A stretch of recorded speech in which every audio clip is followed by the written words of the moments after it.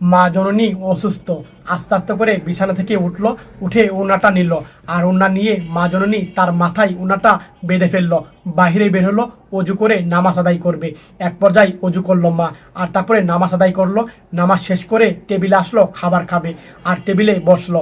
আর বসে তখন মা জননী মোবাইলের দিকে তাকালো, আর তখন মোবাইলটা হাতে নিল, কল্পনা দেখলো।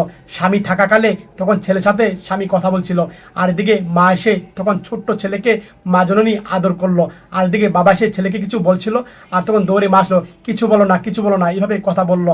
আর তখন বাবা চলে গেল।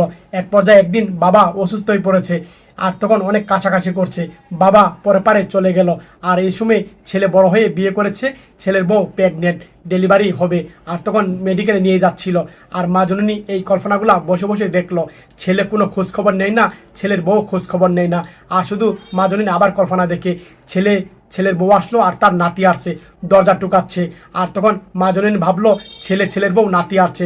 মা জননী একটু চোখে কম দেখে আস্তে আস্তে করে হাঁটছিল, আর তখন দরজা খুলবে, অনেক খুশি হয়েছে, ছেলের বউ আর নাতি আসছে, তাদেরকে দেখবে।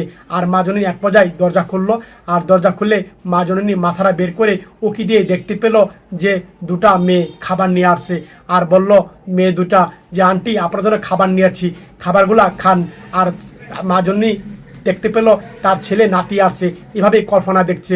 আর তখন মা জননী এই কল্পনা দেখা শেষ হলে কান্না করলো, আর তখন ভাবলো কাকে চেয়েছিলাম আর কে আসলো। আর মা জননী তখন তাদের কুলে পরপারে চলে গেল। এই ভিডিওটা ভালো লাগলে শেয়ার করে দিন সবাই।